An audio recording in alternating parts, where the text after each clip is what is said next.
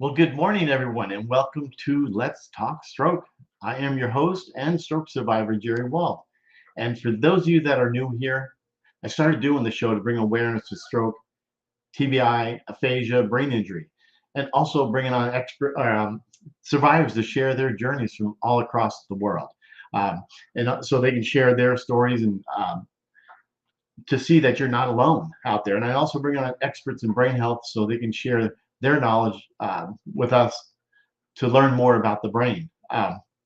So anyway, so this morning's guest is Sharon Delicia, and also Sharon is not only a stroke survivor, ischemic stroke survivor, but she's also a cancer survivor. But we'll talk about that. So anyway, if you guys ask questions, make comments, and please subscribe if you haven't to my YouTube channel called Let's Talk Stroke, and um, and we'll go ahead and get the show started. So please ask questions, make comments. If I don't know the answer, or if Sharon doesn't, we'll go from there. So enjoy.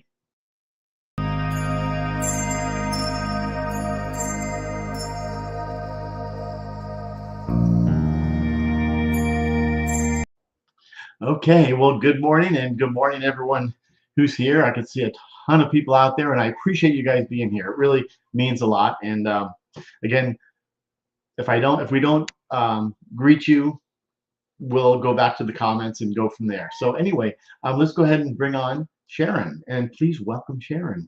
Cody, Kevin, nice to see you guys. Good, good morning. Good day, everyone. How you doing, Jerry? I'm doing good. It's Oh, thank great. thank you so much for being here. I appreciate it. Oh, you're welcome. Hello, everyone. Yes, this is Sharon, the wonderful Sharon. Now you're three. Uh, I don't want to butcher it all up. You're 3 years out from having your stroke. Yes, my 3-year anniversary was April 9th of this year, Wow. of this And month. not only that, you're a warrior, cancer survivor. Yes, I was a breast cancer survivor as of March, 2-year breast cancer survivor as of March of this year. Wow. Hmm. I don't know how to say congratulations that Thank you. surviving all this trauma that you've been through. I mean, I know what the stroke is about, but maybe we can just start by yes, maybe we can start by who is Sharon, like even before you had your stroke and all that. Okay, well, I'm 60 years old, and I currently reside in the DMV area of Washington, D.C. And I'm originally from Miami, Florida. And my mom brought my sister and I up here when we were really young. Um, but my heart is really a Southern girl. I'm really a Southern girl, and one day I'm going to go back to the South because I love the South. Yeah. Um, I grew up and I discovered very early in my life that I was very athletic. So I was a cheerleader, I was a dancer, I was a gymnast. So I was very active. I was a cheerleader from elementary school all the way into high school graduation. Wow. And so and I also attended Duke Ellington School of the Performing Arts and as a ballet dancer when I was 15 years old. And Wow. yes, and when I became a young adult, my life took some bumps and turns from partying and making bad choices. And my children were my saving grace when I Yeah. became a mom. I divorced when my children were very young, and that also took me to another level where I had to buckle down and really think about my career path and what I wanted to do in my life. And I did some bank telling work when I was coming up. I also discovered that I liked accounts payable. And so I started doing accounts payable very young in my 20s. And, um, and forgive me, I just lost track of my thought. Welcome to be a stroke survivor.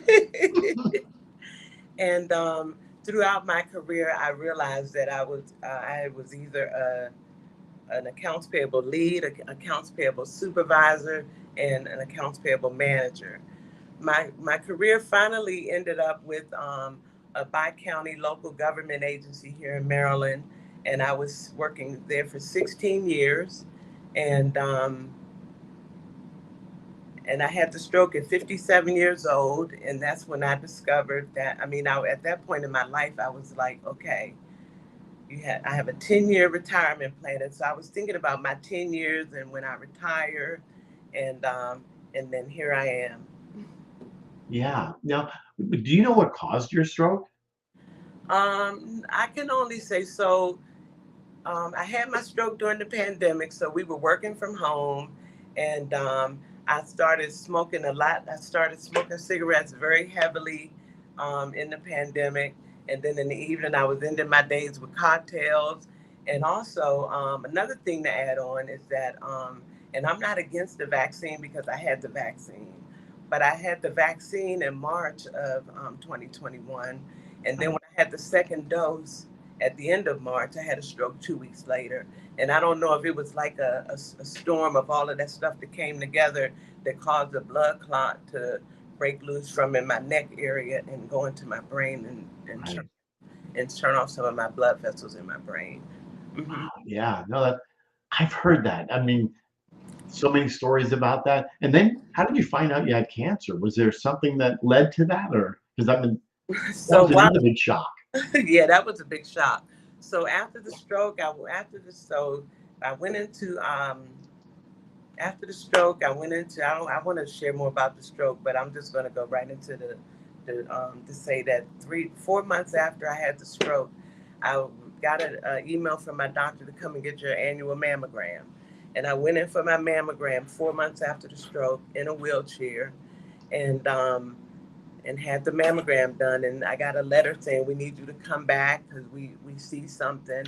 And I went back, and I was still in the wheelchair, and that's when they told me they did biopsies and everything and said that you have cancer, Right. breast cancer in your right breast, and it was caused from estrogen.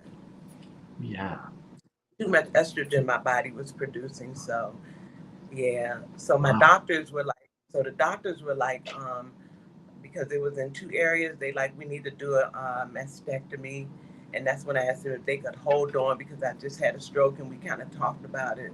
And I said I just really need to really heal my brain, and I don't want to be put under yada yada yada. So they gave me 6 months to take a medication and come back and revisit it 6 months later. Yeah. Wow.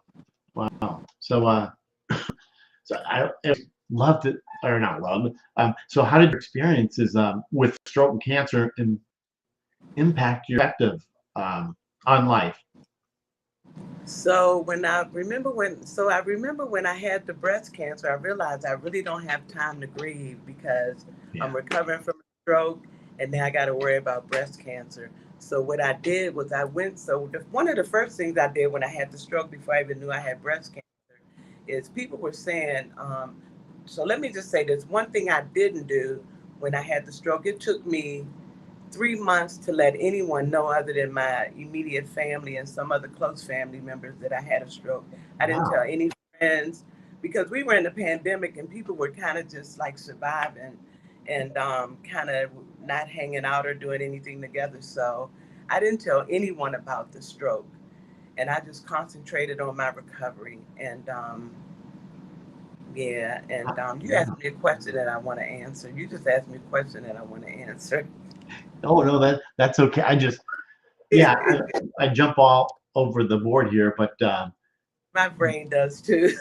yeah, e- exactly. Yeah, but it took me a while to let anyone know that I had a stroke, and so I just concentrated on my recovery, Right. and then because I didn't want any. That's what I was going to say. I didn't want anyone saying, "Oh, this happened to my mother and it was bad," and I didn't want to hear those stories.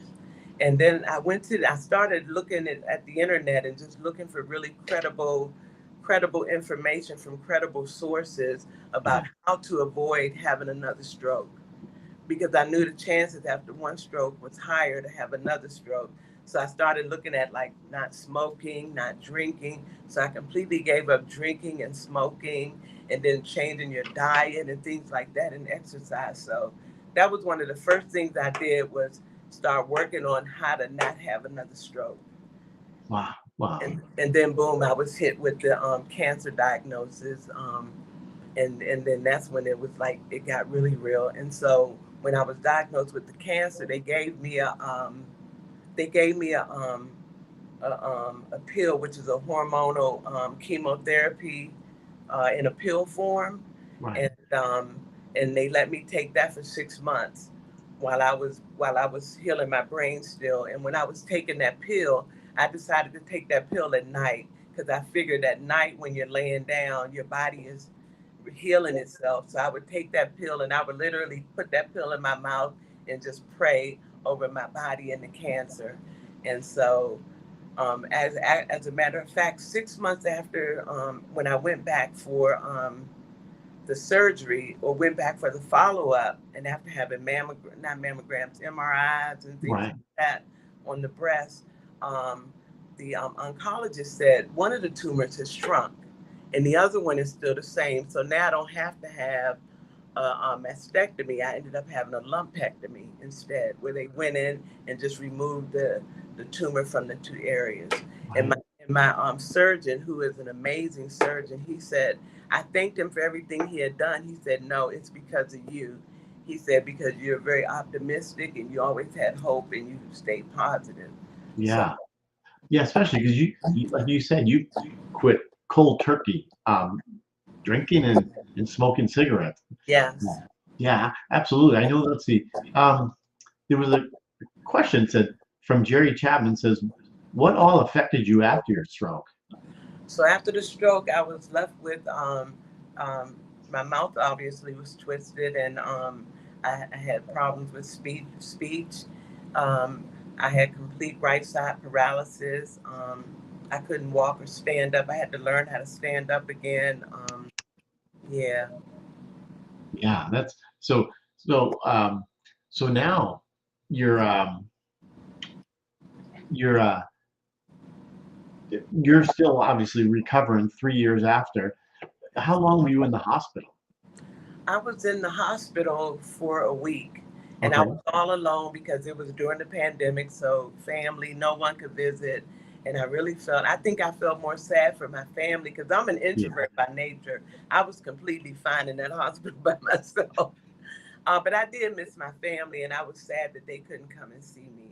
And so I was in the hospital for a week, and initially I couldn't eat or drink or swallow, and they had to put a tube in my nose.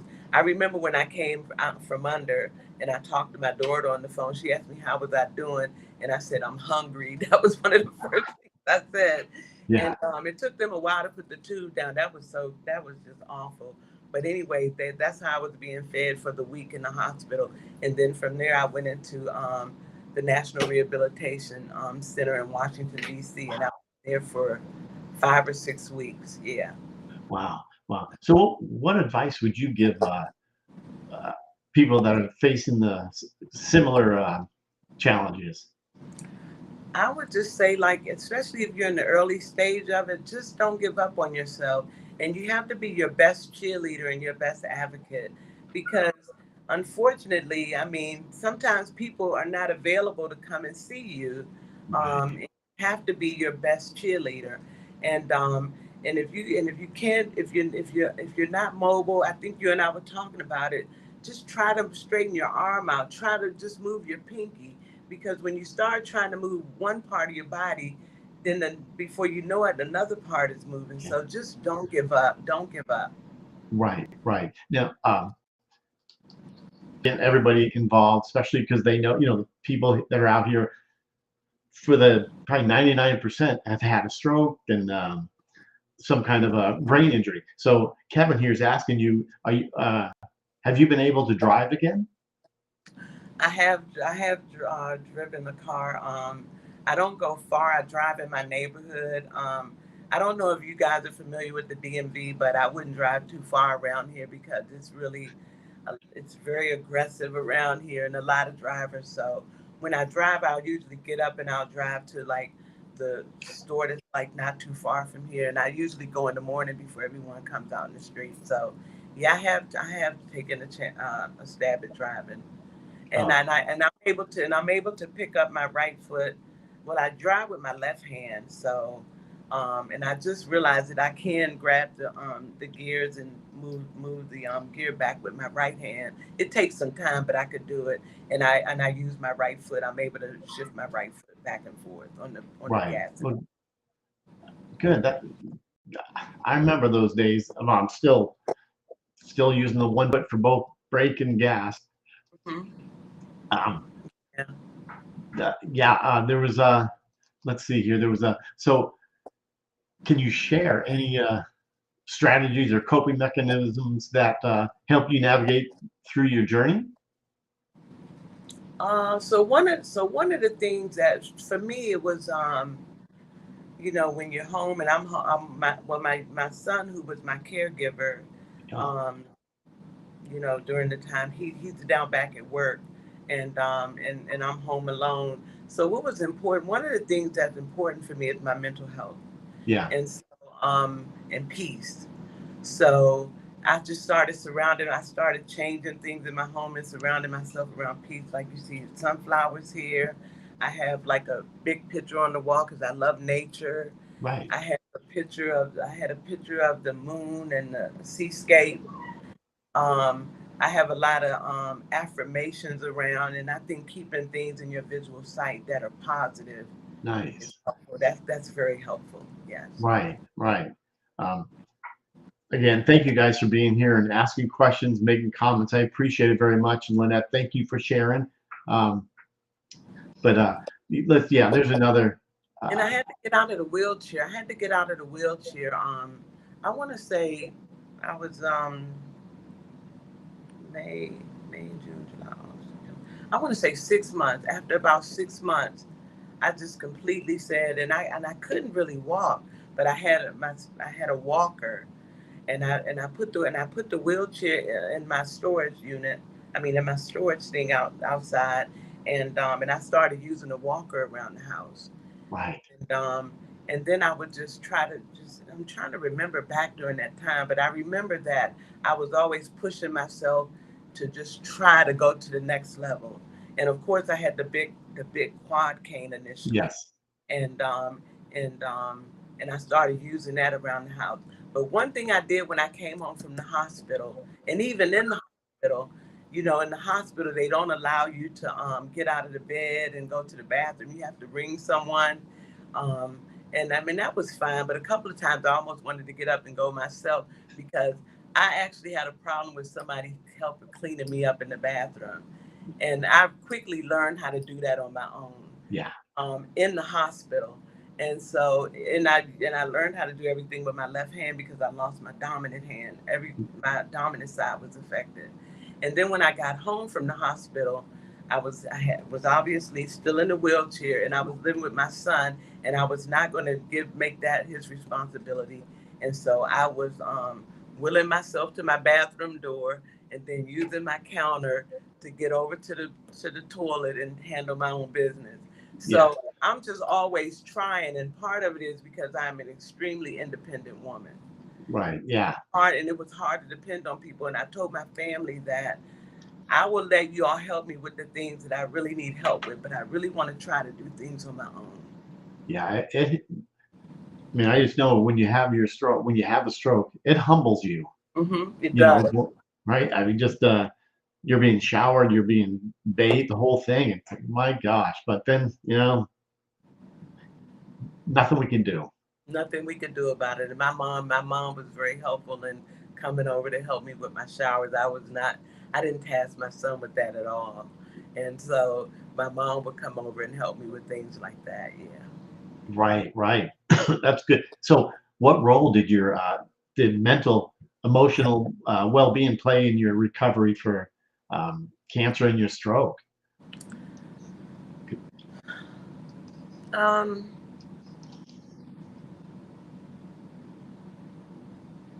just staying positive Yeah, and just making changes, lifestyle changes.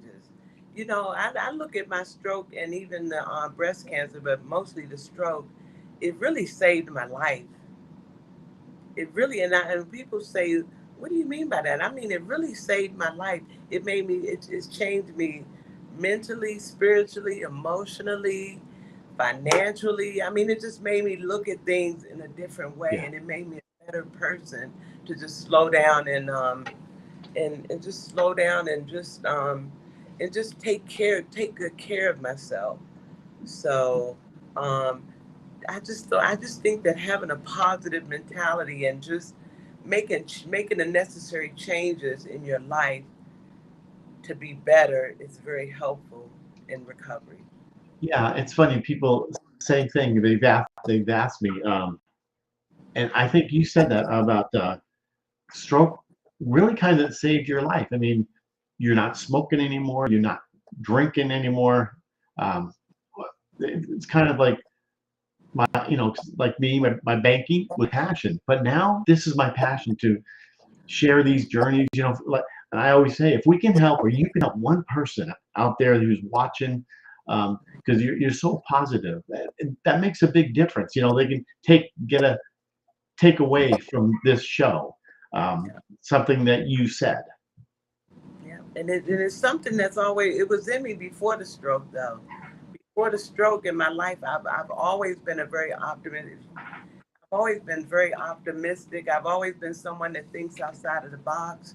Um, even during my recovery, um, you have your physical therapist and your occupational therapist, and they tell you to do X, Y, Z. And I followed all of their instructions, but I also thought outside of the box, like tying my shoes. I'm like, I don't want to ask people to tie my shoes because somebody may not be around to tie my shoes. So I actually found elastic shoestrings that have a little thing you twist in the middle, and you just get somebody to string them up for you, and now you just slip your feet in your shoes, and it has that elasticity that. And I wear tennis shoes now, so um, those are things. And then in the kitchen, I love to cook before the stroke. I raised 4 kids. I love to cook, and I made home cooked meals for my kids when they were growing up. Going out to eat was like a treat for them. Yeah, But I was a home cooked meal mother, and so cooking is something that's therapeutic for me. yeah, And so that was something that I couldn't do in the beginning, but I learned to do it. I have the the gadgets that loosen up jars. I yes. have the can opener that goes around and open cans. I have the cutting boards that keep things in place for me. I just had to think outside the box and find things that would allow me to do the things that I enjoy doing. Yeah, it's great to hear that. So many people, you know, they think their life is over after stroke, and like you said, you thought outside the box, and really, you're adapting to. It's your therapy. I mean, the plastic rubber thing to open up the thing, and you have to learn because I know me too. I had to learn with my non-dominant hand because my dominant side was affected like yours. Trying to write, I don't know how your writing is, but mine, you can't even read it on my side. It's just terrible. So this is funny. When I was 13 years old, my dad is no longer here. He's passed away, but he remained in Miami, Florida when we came up here to the D.C. area. So Right? we would go back and visit my dad when we were little, my sister and I. And I don't know if you remember Eastern Airline, but we would take flights on Eastern Airline, and my dad would meet us at the airport. But when I was 13 years old, I had a cousin in Florida who wrote with both hands. I forget the terminology for it, but I wanted to learn how to do it. So I learned how to write with my left hand at 13 years old. Oh, well, Yeah, and I never knew I was going to need it now, but and that's that's why I can write with my left hand because I taught myself at 13. wow, wow. Good for you. I mean, I should, Did- people always ask me. I look back and say, maybe I should have tried to be yes, ambidextrous, yes. Uh-huh. but obviously I didn't. Do you have any like seizures, or do you have any kind of what do you call it, remnants from? Oh, none of that. No seizures, no, no Good seizures, for never. you. And actually, so the other thing when we talk about what led up to the stroke, like I said, working from home, I would have more coffee than I needed, caffeine coffee throughout the day. Always had a good diet, but I remember maybe 2 weeks or so before the stroke, I was kind of anxious on the inside. And I remember I was talking to my mom on the phone, and I was like, I just feel like I just feel like my head is about to explode off my shoulder. And I didn't think of high blood pressure because when I was going to the doctor all the years prior to the stroke, I always got a clean bill of health. I never had high blood pressure. I never had diabetes or any kind of problems with my health. And so Wow. I didn't relate that to, so I think my blood pressure probably was up too. I think that all plays a role in, yeah, Yeah. Wow. yeah. Do you have any what do you call it? Do you can you share any memorable moments or milestones from your recovery that you've had significant that it's a big impact that you could share with us? Yeah, I've had a lot of milestones, and I've made a lot of videos too. But one that sticks out to me is I have one video. I think it was a year after the stroke, and when I realized I could lift when I realized I could lift this hand up, and I couldn't hold it up long. And but I made a video of that where I lift my hands up, and I also had another video because I know that stroke survivors can relate to this, but just jogging in place and shuffling and switching both feet, that's not easy to do. No, not at all. Good for you to do that. And I made a video of that where I'm just standing in place and just jogging. I Yeah. mean, it doesn't go on long. And then just recently, I made a video that I didn't post online, but I shared it with some really close friends. But I was in the kitchen, and because I chop up all my vegetables when I buy them from the grocery store, and then bag them up and put them in the refrigerator. And I was listening to Dancing Queen by ABBA, and I'm in there chopping, and I'm in there chopping. I'm using my right hand to hold the back end of the knife, and I'm chopping my vegetables. That's a milestone. Yeah. Nice. See, where can they find these? Because these are very inspiring. Back in when I doing videos, it was really for me to see that am I doing it right or am I doing it wrong? And it helps inspires other. So you have a YouTube channel? Yes, it's called Organically Sharon. Ah, Yeah. Hmm. yeah. This thank you guys for all these comments. I mean, you've got a lot of people out here, a lot of fans out here in this world. Nice. Yeah, thank you. Yeah, Hi, I see you, everyone. Marcelo. Hello. No smoking and drinking. Me too. No, Yeah. I mean, right. That's right. yeah. But And I feel better. My skin is clear. I know my sister said to me one day, "How did you have a stroke and you look better than you did before you had the stroke?"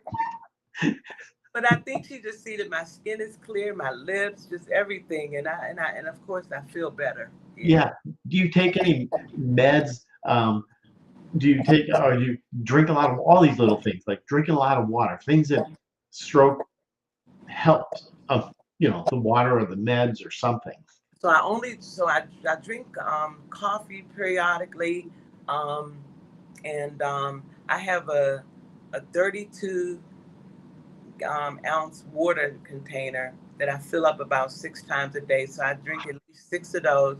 I don't drink sodas. I don't buy juice. I'm a water drinker, and I have a soda occasionally, but I drink water all day long. Uh, And my medication, I take a statin, and I have 3 more years to take the breast cancer therapy pill, and I take a baby aspirin, and I take 5 milligrams of alopapine, which is for blood pressure. And my doctor put me on that, and I actually want to get off of the blood pressure medication.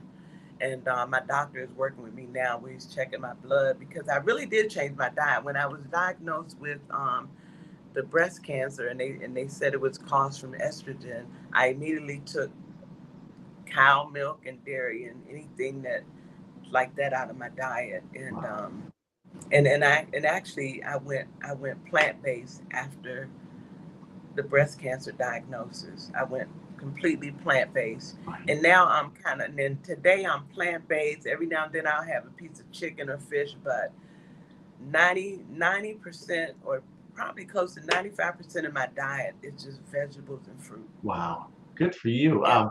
There was what?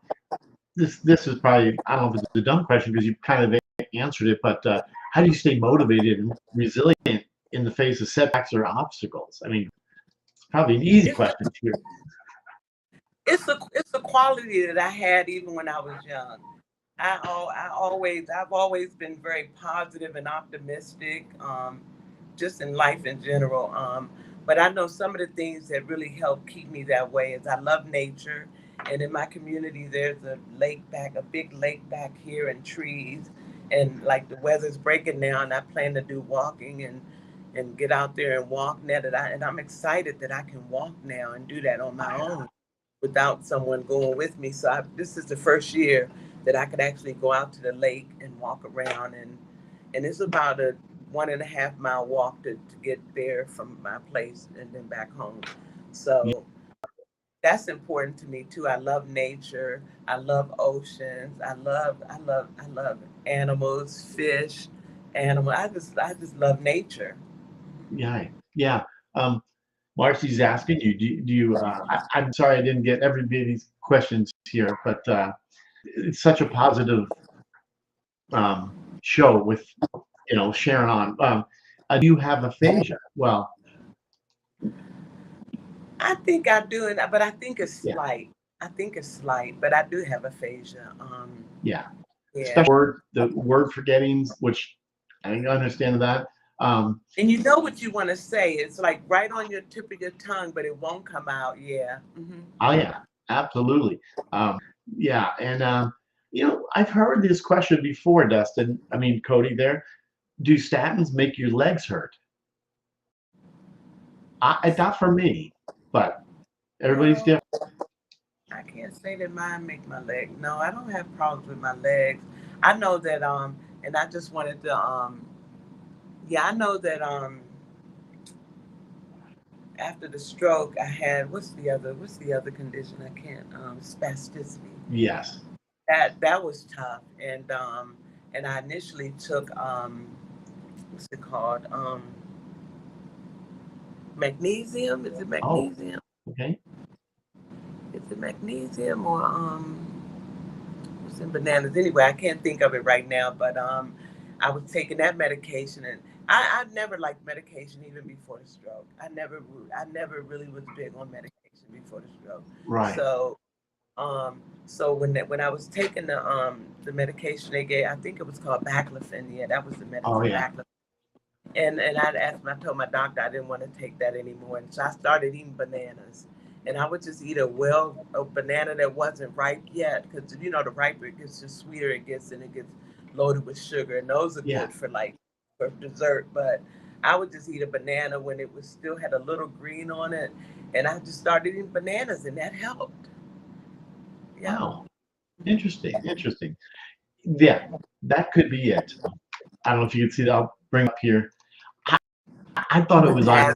Potassium. I was going to say iron. Is it Potassium. potassium? That's what it is. Yep. Yep. hmm That's All what it right, that's is. it. Okay, so it's potassium. Um, yeah, there's so many things out there that you could take that would help.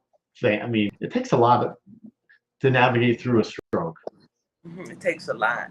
Yeah. And like I said, like I said, I don't see a lot of people. I mean, I know I have a lot of co-workers, acquaintances, family, friends, and I don't see a lot of people. But I don't get hung up on that, because I do know that. Because what I had to realize is that just because my life stopped, everybody else's didn't. People are still moving on, they're still going on, they're still working, they're still doing their thing, and they check up on you when they can. But I do know that they're always thinking about me, and that I'm always in their thoughts and prayers. And that's more important to me than anything. And every day I have to take care of myself. Wow. Yeah, it sounds like you have great support system. Even, I mean, your family, the huge support system, and this Yeah. during the pandemic kind of really screwed things up because they couldn't come in to see you, but you stayed positive throughout the whole ordeal. I just wanted to get well. I was thinking about that. And then, of course, I had my phone where I could FaceTime them, and we would see each other that way. But it was when my mom and my sister, my mom and my daughter, they came up to the rehabilitation on two different occasions to bring me some clothes. And I remember them willing me to the edge of the railing where I could look over and see them and just waving. And I think that's when I really was kind of felt sad because watching them, I hadn't seen them. I hadn't touched them in like Yeah. 4 weeks at that point, 3 or 4 weeks at that point. So that was hard seeing them downstairs waving. It was sad for both of us. Yeah. Yeah. That's a tough part. I'm just thinking of not just me, but everybody else who didn't go through the pandemic and during the stroke. Um, Mhm. but did you ever get COVID during this? I got COVID in 2022 after that Oh, second okay. strain that came out in December, I think, of 2022. And I was happy, and I was happy that I was, I don't know if the vaccination helped, but I was happy that I was vaccinated because it didn't stay. Good. But I did have some slight symptoms. Yeah. Wow. Wow. Yeah. Hmm. Well, so you do have a home therapy that you're doing too. I mean, your own thing. Are you going to therapy anymore, or? I do. I just recently started back up with therapy because in October, October of last year, because I was on disability for 2 years, um, my I had to switch over to Medicare, and Medicare was a good opportunity for me to really look at the type of insurance I had and was it beneficial for me, and the insurance that I had, it wasn't. It was a good insurance policy, um, but I've switched with another carrier that was going to be more helpful for me to for ongoing treatment for the stroke because Yeah. I think that some healthcare providers have to understand that you have to keep doing this because you have to report this information to your disability, your disability company. So that was one of the reasons why I switched, and I'm happy that I switched. So I just started occupational therapy back up a few weeks ago, and actually I'm doing pool therapy. I'm doing PT. I'm in the pool, Yeah. and it's really, really It's nice. the best. It's the It's best. really, really nice. The water's nice and warm, Yeah.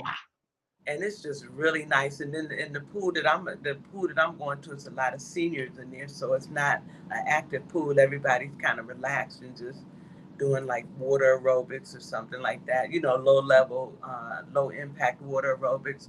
But my physical therapist is working directly with me on movement in the water and things like, and I love it. Wow. I have a question to ask too. Again, I'm from my experience. You mentioned you didn't want to, or you didn't tell anybody you had a stroke. Um, when I had mine, I was embarrassed that I had a stroke. You know, they took me to the stroke support groups, and I hid behind people, so I didn't want to be called on. First of all, I couldn't even talk real well. Um, Now it's like I just want to talk to everybody, but I don't know how if you felt like that. I think I did. I think I did. And initially, I'm thinking about when I would go out. The few times, well, because initially I'm just going out for doctor's appointments. I'm not going out for anything else. But then when I started going out, like with family, when they would pick me up and we would go out to get something to eat or whatever, I did feel uncomfortable because people look at you and they see a disabled person, and I know that I'm more than a stroke. And Yeah, they don't know who I was before the stroke. I was a thriving career woman, and at the peak of my career, and yeah, and they just see someone that's disabled. Yeah. yeah, yeah, yeah. Um, Robin is asking you a question, and we did talk about this, but this is cool. If because I think you were late because she had water aerobics, or do you drive? She's asking. Yes, I do. Um, not all the time, but sometimes I do. Yeah, I just get out there and give it a try. I'm not really going anywhere. Yeah. And so somebody asked me what's my horoscope. I am a Cancer, July Yeah, 3rd. yeah, yeah. We talked about that this morning. How funny. Yeah, yeah, yeah. Yeah, um, But but this is what I do that helps me when I go out in the street, and then if it's for anybody else, when people stare at me, I usually nod and say hello. I make them speak to me and make them smile. If they're gonna look at me, I speak to them and make and I smile and they usually speak. And if someone were to ask me, hey, what happened or what's going on, I have no problem with anybody asking me. I would love to share my story with them. Right, right, right. Um, Yeah. let's see here. Oh, Robert, thank you, you see thank Robert you, saying it? Robert. Yeah, thank you.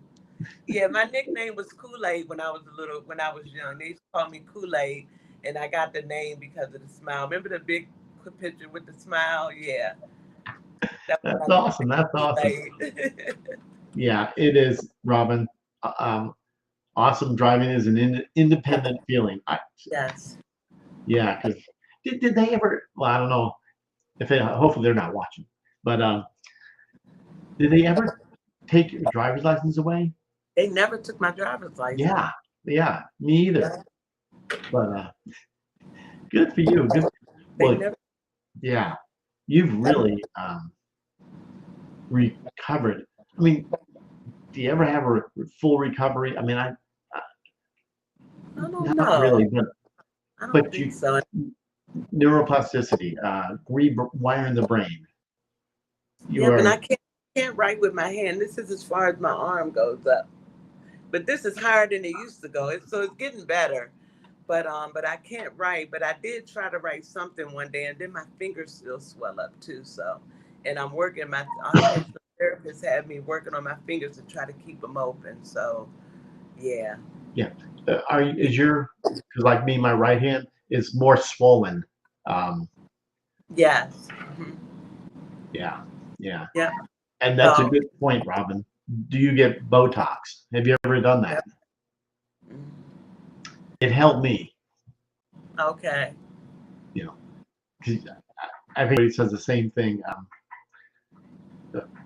Yes, Cody. I thank you for these comments, you guys. This is pretty awesome These that you are guys great all. comments. These are great comments. Yeah, Did I have tremors? I don't recall ever having tremors. No. yeah. Um, let's see, Vanessa. Would my daughter and I actually found it hilarious because we don't have a car. Never had. Yeah, Ah, okay, okay. that's okay. Yeah, that is So okay. yeah, that was. I think this is Sharon shared this about The the banana. bananas, the bananas. So the baclofen, I think it's the potassium. It's either potassium or magnesium. It's one or the other that's in the banana, and that's what caused the spasticity. I remember my doctor explaining it to me. It's one or the other that you need that to help with it. And I knew that the bananas had what I needed in them to work. And I have to say that when I started eating bananas in my diet, um, when I back early on in the stroke, I never suffered from the spasticity again. And the bananas were the only thing that I could relate that to. Yeah, So it's worth exactly. giving it a shot. It's worth giving it a shot. Advice we have for people who don't have a good support system.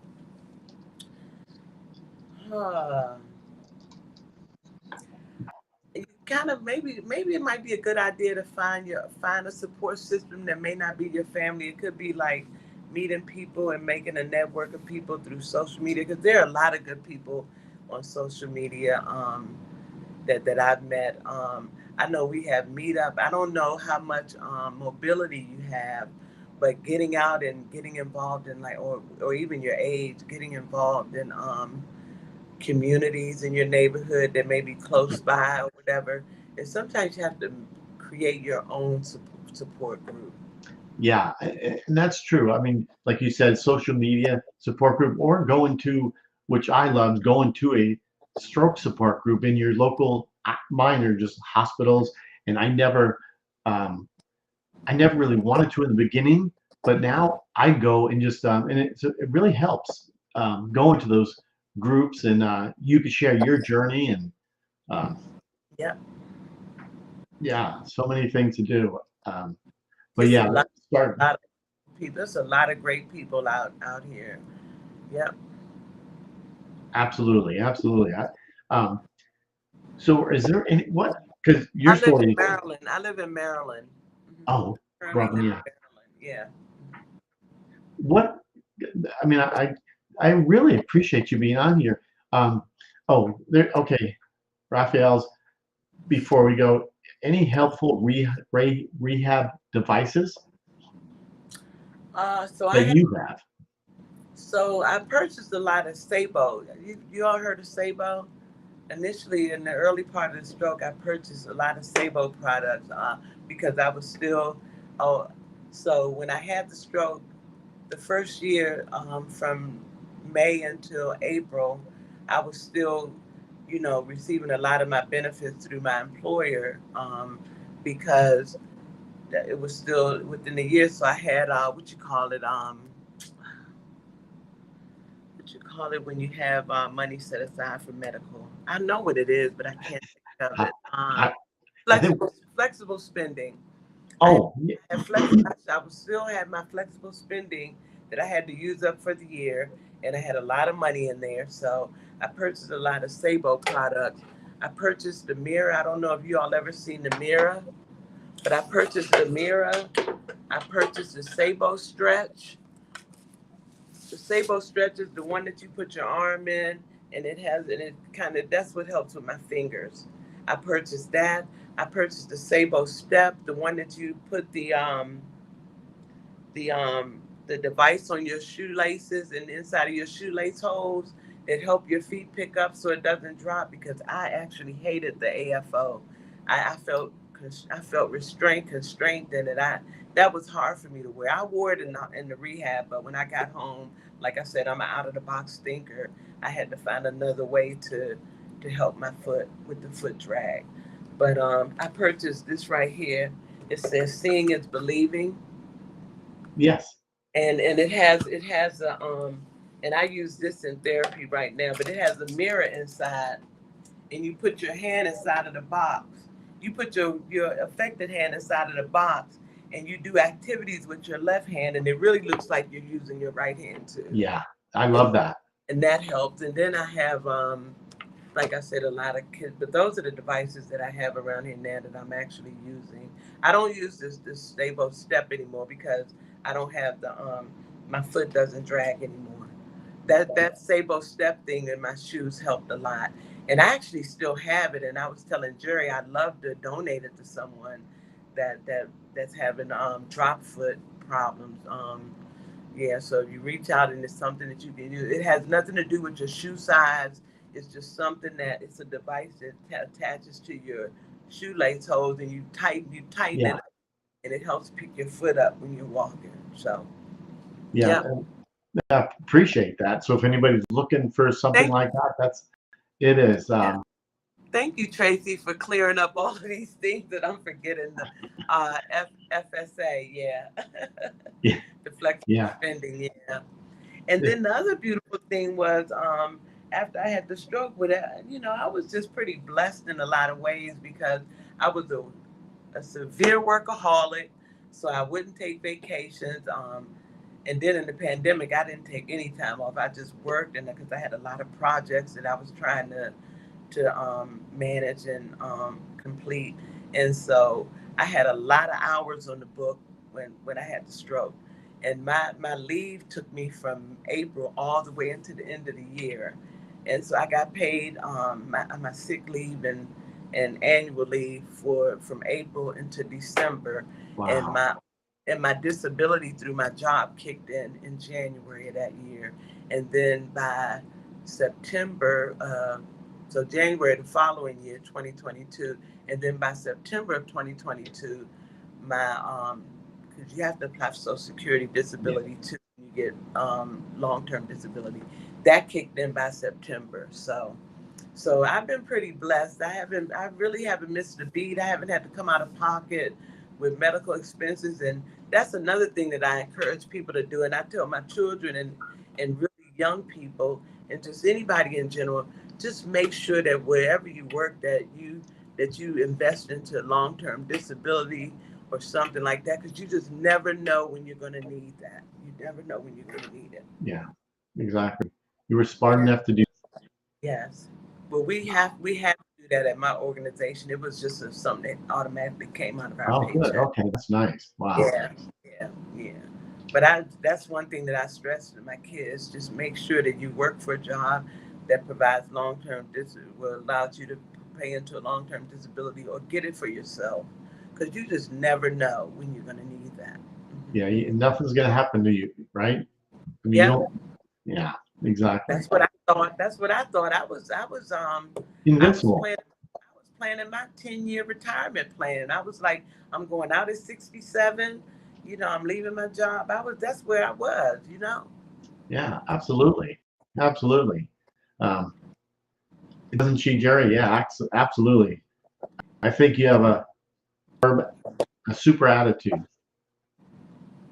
Yeah. Thank you, Jerry. He's saying to you, Oh, thank you. Thank you, Jerry. yeah, that's awesome. So, what else did we miss in your complete your journey? I mean, the stroke was, I mean, and the cancer. I mean, it's a double whammo. But it didn't. I mean, you're so positive throughout all of this. It was. Yeah, I can honestly say I never felt sorry for myself. I never felt sorry for myself. And like I said, coming up as a young girl, I was always positive and optimistic, always, even as a little girl. Right. And some of the bad choices and bad relationships that I've been through, they made me stronger, because I've always been a nurturer and always wanted to help people, and always rooted for the underdogs, Yeah.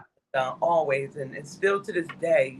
But I've actually had to set boundaries for myself in that way. But I'm always rooting for people that are the less fortunate people. Yeah. And so, but it bit me when I was coming up, and but it made me stronger. It made me stronger, Right. and I've bounced back from a lot of things in my life. I bounced back from a lot of things. Like I said, my children were my saving grace in life. When I had children, that's what saved me and turned my life around. Right. Right. Um, so do you? Yeah. You're seeing well from Cebu to yeah from the Philippines. Yeah. Thank you for Hmm. being here. Oh wow, yeah. Yeah. So, one of the last questions: do you ever have those down days? Because you are so positive, which is, you know, through adversity. The thing that I think that's gotten me down, and I've shared this with my family, is not having, because I live kind of farther away from my family, my daughter, my mom. I mean, their commute to get to me, because we're all in the DMV area, and I don't know if people understand the DMV, but it's that part of DC that's within the 495 belt that everybody loves to Yeah. pass through when they're going from the northeast and southwest, the northeast and southeast part of the United States. But I'm within that 495 beltway, and my family is on an hour away, and like I have two of my kids are in Virginia, so their commute to me is like an hour, sometimes 2 hours with the heavy traffic. So my youngest son is here with me, but he works, and so not having that physical touch and hugging, I think that was the thing that I started feeling the most like sad, which is what made me get out now and get into pool therapy and start getting around other people. And although I drive my car, short distances, we have a bus stop that my son and I discovered that I can walk to in less than Oh, about good. 5 minutes. And that bus takes you to a big mall, Anne Arundel Mills Mall, that I could just get on that bus, and just, if I want to spend a day at the mall, and just because I love my own company, I can go and sit out and eat at a restaurant by myself. But I like meeting people, Yeah. and so that's what I plan to start doing, now that I can get out up on my feet now. So, but that's the saddest thing I think for me lately is just wanting to be around people. Right. The physical contact. Yes, yes, Yeah. Well, at least it's not the pandemic where you don't have to. exactly. So, um, yeah, this is great. I appreciate you being on here, and yeah, I always go through afterwards and respond to comments. You'll see it. But I do the same thing too. Someone said they was on a renovation crew at the Holiday Inn in New Carrollton many years ago. Yeah, I'm not too far from New Carrollton. Yeah. nice, nice. That's all. Wow. Anything you want to end with here? I would just like, like one day I'm going to get back to really, as you know, Jerry, making videos in YouTube takes a lot of work when you're doing. I'm not doing lives. I'm actually you got to do all the editing and add the music or whatever you're going to add to it. The edit is a lot, and Yeah, so I have a lot of videos up on my YouTube channel and a lot of shorts. And my YouTube page is organically Sharon yeah. and feel free to go and watch it. And one day I'm going to get back to making more video content, but really it's just all about my stroke journey. Yeah. Well, afterwards we can. I'll put it in the comments here so people can go to your page, your YouTube channel, so they can watch you and possibly we can all learn things from everybody because you do something different than maybe I do Yeah, or exactly. you or whoever. Yeah. So anything we can do. YouTube and TikTok is organically sharing. Yeah. Yeah, I don't edit, just post everything. Raw as it. that's I awesome. think that's the little perfectionist in me, though. I think that's what it is.